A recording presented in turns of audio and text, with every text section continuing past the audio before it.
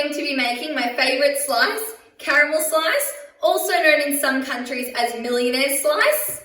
So caramel slice, it's not a complex slice to make, however it is quite time consuming because it has 3 different layers and all 3 layers either need to set or cool before you can start the next layer.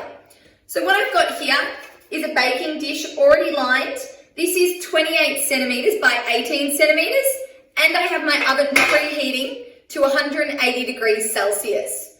What we're going to do is we're going to start on the base layer first. What we need here is to get the dry ingredients combined first and then we'll add our butter. So we'll need 1 cup of plain flour, sifted,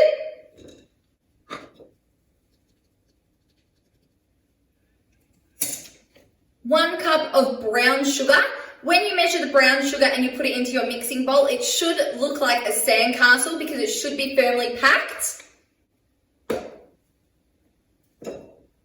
There we go. As you can see, my sandcastle of brown sugar there.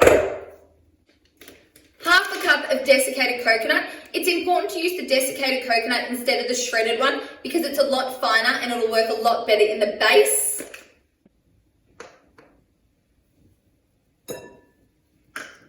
And 125 grams of melted butter. Okay, add your butter to your dry ingredients and give it a really good stir until it's all completely combined together. Now that we have all our base ingredients combined together, it's time to put it in your tray. It's really important that you firmly press the base down into the tray to get rid of any air gaps. If you have any of the air gaps, what's going to happen is you're going to put your caramel filling in and it will seep through and you won't get that really nice defined line. So just putting it all in.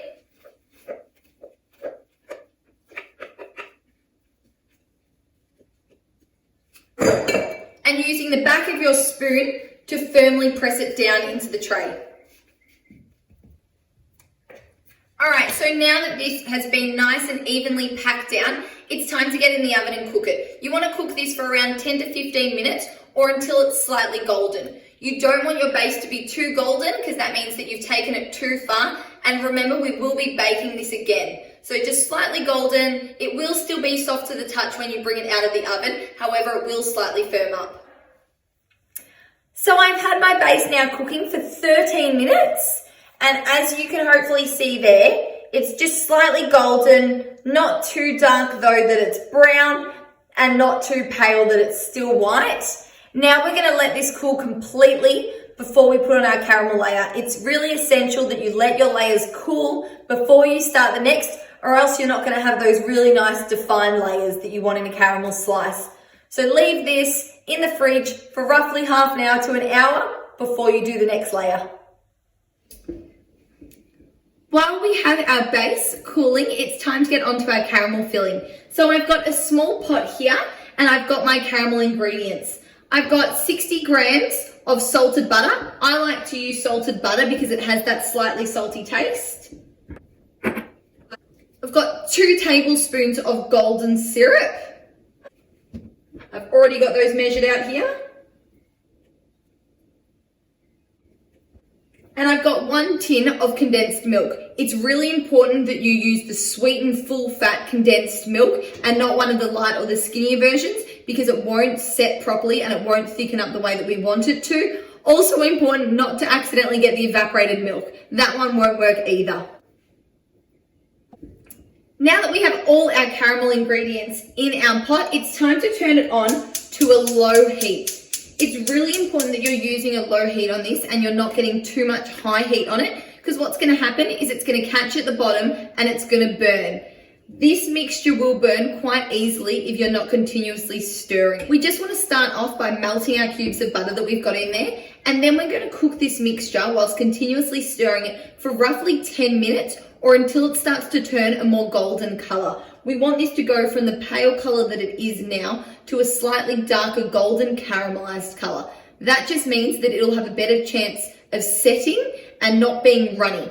Sometimes people find that their caramel slice is too runny. That just means that at this stage you haven't cooked it for long enough and you haven't given it the chance to really thicken up. So I have now been cooking this on a really low heat for around about 10 minutes whilst constantly stirring. And as you can see there, it has slightly darkened to a little bit more of a golden shade, and it has thickened, all right? You don't want this so thick that it's almost chunky, but you don't want it as liquidy before. So 10 minutes on a really low heat gives it to a little bit thicker consistency, which means it'll set a lot better for our slice. Now with our caramel made and our base made, it's time to just pour our caramel onto our base.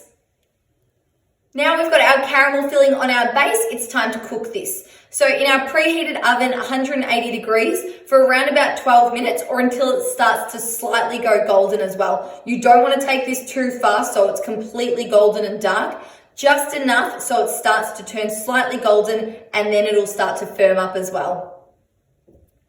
My caramel slice has now finished cooking. It did take about 15 minutes.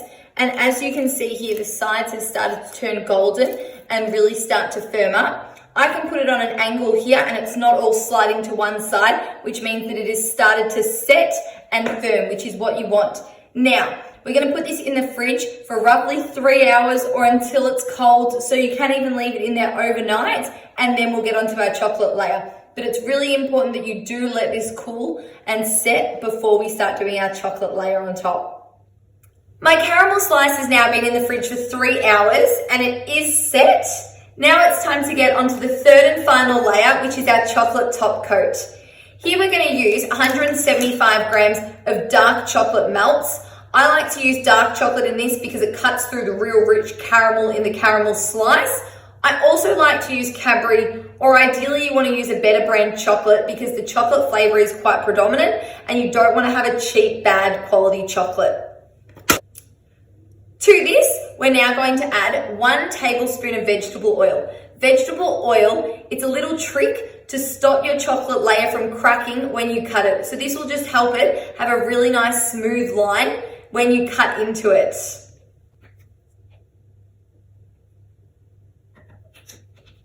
Now we're just going to put this in the microwave for around about 2 minutes on 50% power, but every 30 seconds, take it out, give it a stir.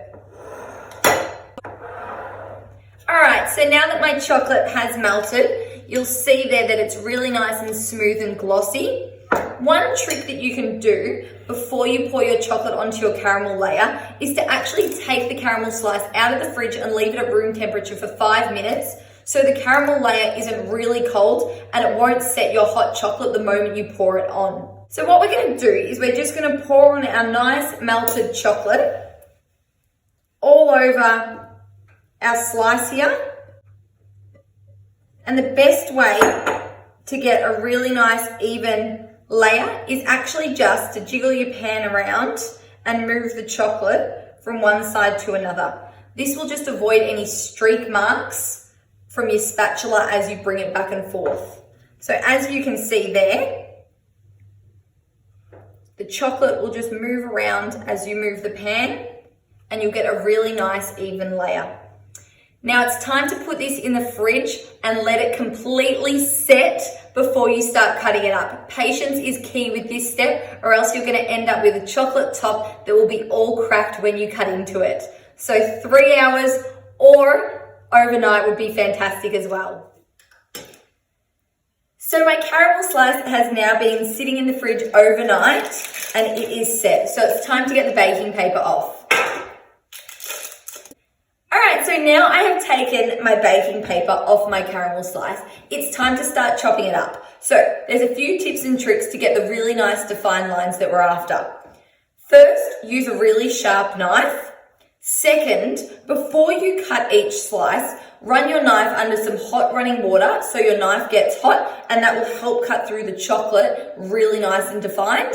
The third tip is after you cut each slice of the caramel slice, wipe down your knife and get rid of any of the filling and the chocolate off your knife before you cut for the second time, all right? So every slice that you are making, you should be cutting with a clean knife.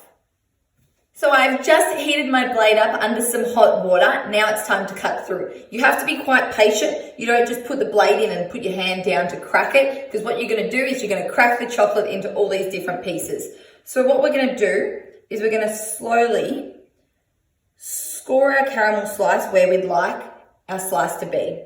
So we're just going to slowly bring our knife through. Just create a line or a template of where we actually want our slice to be. Now, the heat from running it under the hot water is starting to melt the chocolate and starting to slowly get through that top chocolate layer. So then you'll feel that your knife will slowly get through that top chocolate layer, and then you can push down.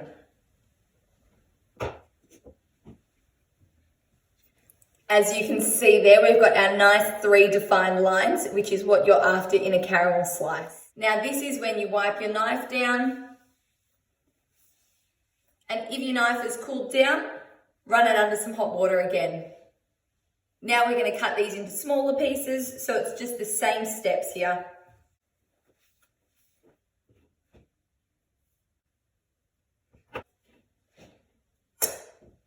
So there is our perfect piece of caramel slice. So yes, it has taken a while for this all to come together, but it is certainly worth it in the long run.